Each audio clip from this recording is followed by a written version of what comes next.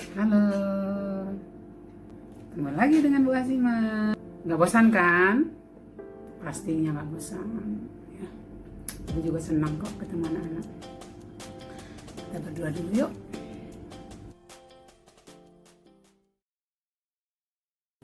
Amin ya. Mudah-mudahan doa-doa kita terkabul ya. Oke, jangan lupa absen ya anak-anak. Seperti biasa kalau mengikuti prosedurnya harusnya kan ada identitas, ibu lewatkan ya. Udah hafal buku petunjuknya, buku pegangannya, buku wajibnya, ibu lewatkan. Proses belajar mengajarnya, pakai Moodle ya. Iya, silabusnya, lihat itu. Oke, oke. Bab yang berikutnya. Tuh, penentuan ukuran statistika dari data acak. Sudah ya, pertemuan 1, masih ingat nggak? Pertemuan 2, apa yuk? Pertemuan 2, penentuan ukuran statistik dari data tabel frekuensi gitu ya. Iya, pertemuan ketiganya ini dia pertemuan ketiga, yaitu ukuran penyebaran ya. Kan pertemuan kedua itu adalah ukuran pemusatan ya. Ingat nggak ukuran pemusatan apa aja? Rata-rata, median, modus, kuartil. Udah hafal ya? Anak-anak IPA pasti semangat itu. Oke. Nah, untuk hari ini kita akan membahas tentang ukuran penyebaran. Ukuran penyebaran udah dijelaskan waktu itu apa yang disebut penyebaran. Nah, tapi kita sekarang adalah menentukan besar nilai-nilai penyebarannya. Ukuran penyebaran itu sendiri yang kita pelajari di sini adalah jangkauan. Apalagi jangkauan, ukuran penyebaran. Oke, ukuran penyebaran adalah yang kita pelajari di sini. Nah, ini dia. Ukuran penyebaran merupakan ukuran statistik yang mengukur keragaman antar pengamatan. Apa aja itu? Yang pertama, jangkauan, simpangan kuartil, simpangan rata-rata, dan ayo jangan ada yang tidur. Nggak ada ya, ibu yakin nggak ada yang tidur. Oke. Kalau ketiduran itu kan berarti tidak sengaja tidur ya. Tapi kalau saya nih ya, kalau menurut ibu nih, berarti kalau ada yang ketiduran itu berarti kamu setengah hati. Jadi kalau ada yang WA ibu, maaf ibu saya ketiduran, nanti suatu saat kalau ibu bilang, maaf anak-anak saya nggak ngasih nilai kamu, lupa gitu, mau nggak anak-anak? Enggak kan? Ya, jangan lupakan ibu supaya ibu juga tidak melupakan kamu anak-anak. Oke. Nah, dan yang terakhir adalah simpangan baku atau ragam. Nah, untuk jangkauan kita lanjut dulu nih. Ya, slide berikutnya. Jangkauan atau bahasa lainnya range ya adalah nilai pengamatan terbesar dikurangi nilai pengamatan terkecil. Bahasa lebih singkatnya, X maksimum dikurang X minimum. Kan data itu kan kita sebut XI gitu kan di awal tadi ya. Di awal pertemuan kedua, data itu kita misalkan aja XI, X1, X2, X3 sampai XN gitu kan. Ya, jadi X terakhirnya aja X maksimum dikurangi X minimum. Gampang kan? Itulah menentukan jangkauan untuk data tunggal ya. Nanti pertemuan kelima, keenam itu ada data berkelompok lain lagi. Jadi kita fokus dulu nih untuk data tunggal. Nah, oke. Sementara jangkauan antar kuartil namanya jangkauan, disebut juga jangkauan interkuartil. Nah, itu apa itu cara rumusnya? Itu adalah kuartil atas dikurang kuartil bawah. Karena kuartil kan ada 3, kuartil bawah Q1, kuartil tengah median atau Q2, kuartil atas Q3.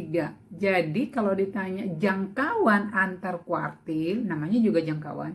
Berarti kuartil tertinggi dikurang yang terendah, kira-kira gitu. Jadi kuartil 3 dikurangi kuartil 1. Itu namanya apa? Jangkauan antar kuartil ya. Atau jangkauan interkuartil, itu hanya masalah bahasa ya. Oke, simpangan kuartil. Ukuran penyebaran yang berikutnya. Simpangan kuartil disebut jangkauan semi interkuartil. Semi ya, bedanya dengan tadi jangkauan interkuartil. Kalau ini jangkauan semi interkuartil. Jadi hati-hati nanti melihat soal. Kalau jangkauan semi interkuartil itu berarti maksudnya simpangan kuartil. Lambangnya di sini adalah KD. Ya, di buku-buku juga saya lihat kalau lambang simpangan kuartil itu pakai KD. Nah, itu sama dengan rumusnya setengah dari Q3 dikurang Q1. Tuh, hanya beda setengahnya. Kalau tadi hanya Q3 dikurang Q1 itu namanya jangkauan antar kuartil. Tapi kalau simpangan kuartil berarti jangkauan antar kuartilnya dibagi 2 ya. Oke. Kita lanjut. Nah, kita kasih contoh. Diketahui data, ini kebetulan udah saya urutkan ya. Ada 12 data nih. 4, 5, sampai 10. Ya.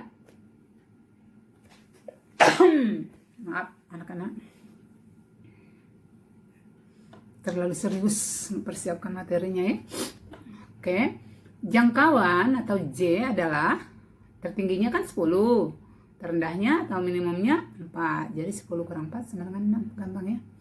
Oke, sekarang kalau jangkauan antar kuartil, tadi kan rumusnya Q3 dikurang Q1. Kalau jangkauan antar kuartil berarti Q3 dikurang Q1. Nah, ini kan tadi datanya ada 12. Kita bagi 2, dapat dong Q2. Ya, 8 ya. Kan ada 12, jadi 8 tambah 8 dibagi 2. Langsung ditulis 8. Q1, nih X ketiga ditambah X keempat. Berarti 6 ditambah 7 dibagi 2, 6 setengah. Ya kan? Oke. Nah, kalau menentukan kuartil kan udah lancar pertemuan 2 ya. Oke. Pokoknya di matematika itu berkesinambungan terus ya. Tidak boleh ada yang ibu lengkap satu pun ya. Oke, jadi ini jangkauan antar kuartilnya ya 8,5 dikurang 6,5 karena Q3-nya 8,5, yaitu ini tadi ya, Q3-nya 8 tambah 9 dibagi 2, 8,5. Kalau mediannya 8 tambah 8 bagi 2 itu Q2. Jadi jangkauan antar kuartilnya adalah 8,5 dikurang 6,5, 2.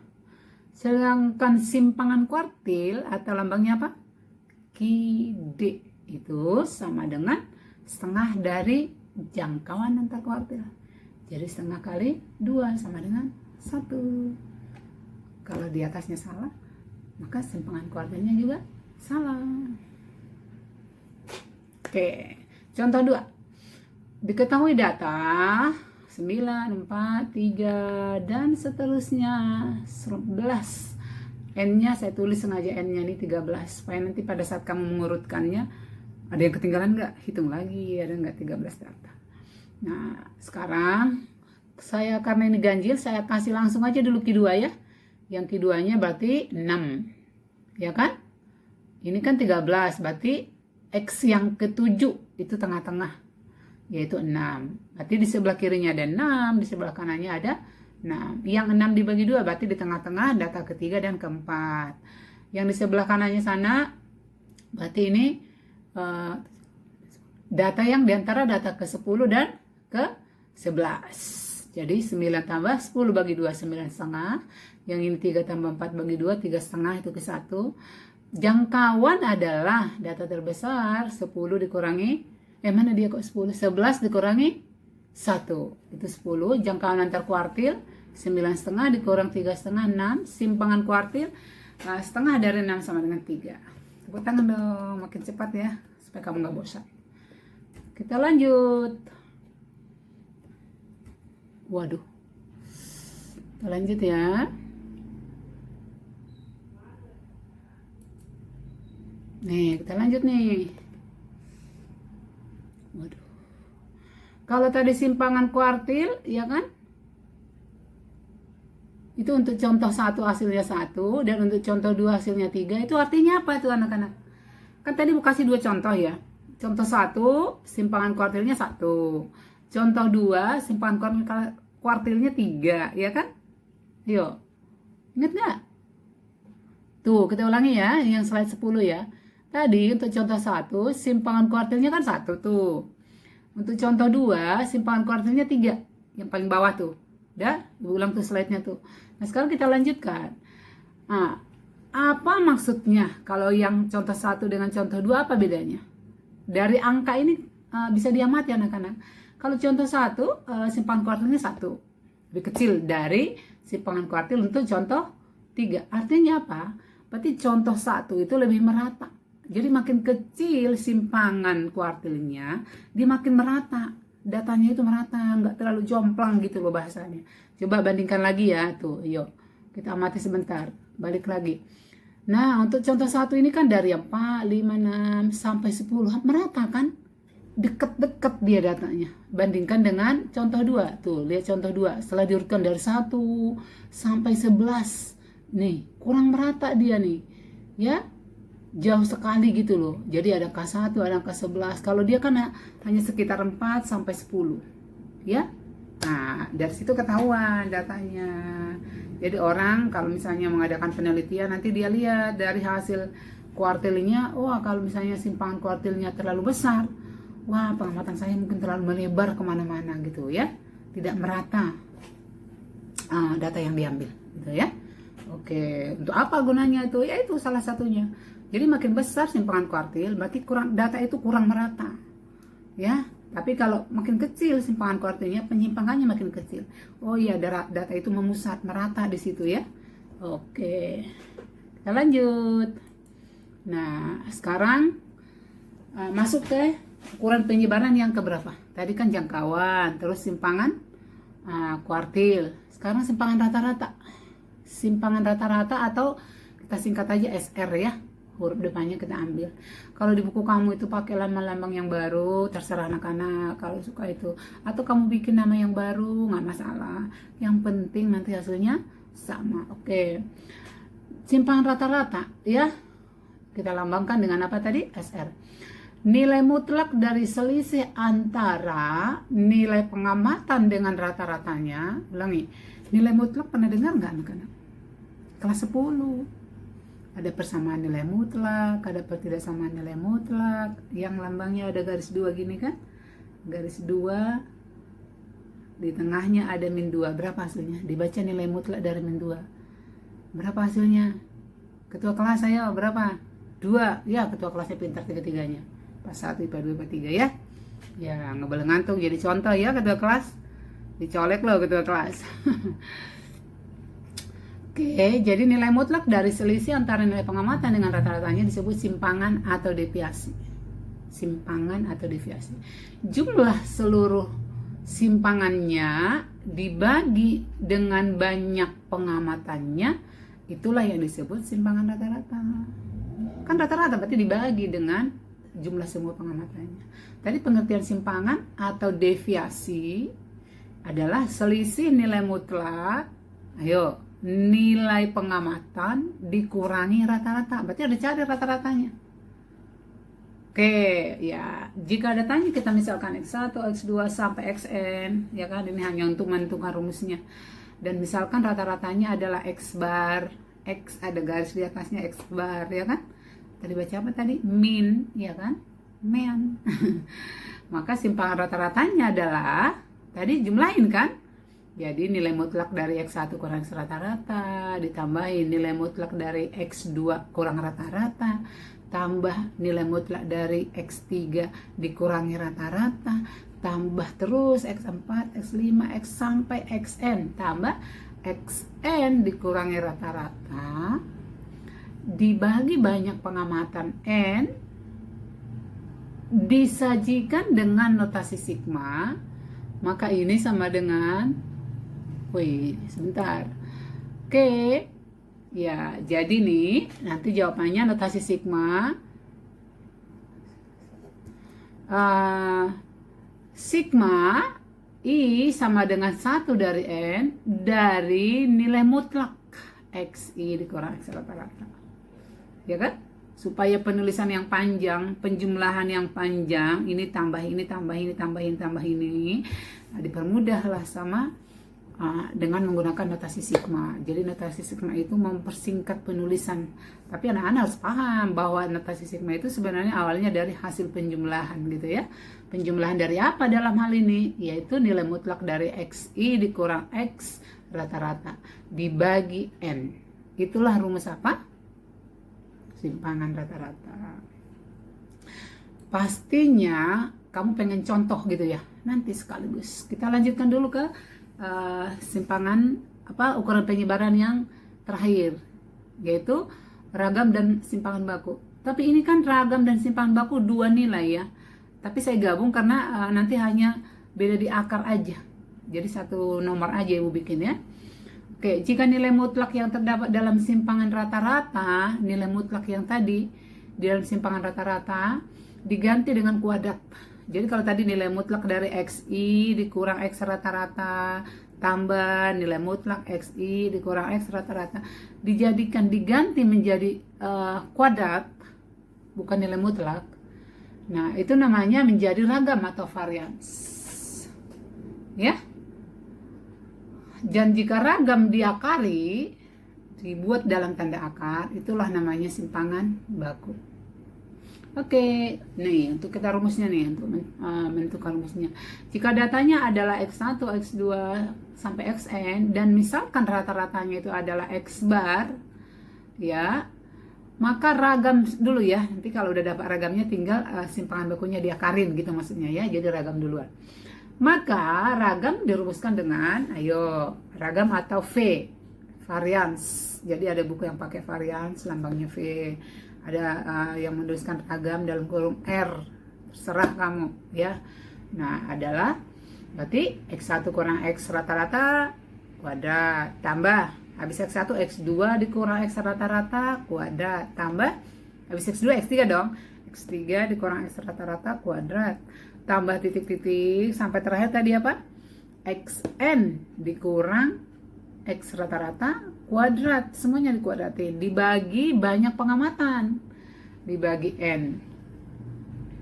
Jadi bedanya simpangan rata-rata dengan ragam atau varians tadi, kalau simpangan rata-rata nilai mutlaknya digantikan pakai nilai mutlak, tapi untuk ragam atau varians nilai mutlaknya digantikan dengan kuadrat gitu ya. Oke. Nah, sedangkan simpangan baku langsung aja atau S akar dari V gitu ya. Iya, oke. Ini ada 2 rumus ini anak-anak untuk simpangan baku ini.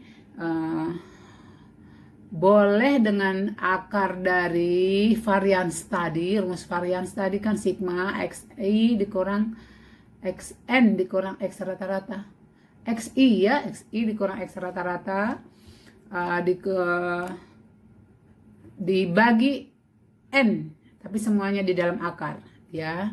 Itu sama, sebenarnya ini ada pembuktiannya ini, tapi agak panjang, nanti kalau ada semester depan Ibu buktikan. Tapi hasilnya sama anak-anak. Jadi boleh dengan rumus yang kedua nih, sigma XI kuadrat per N. Jadi datanya kuadratin masing-masing terus jumlahin.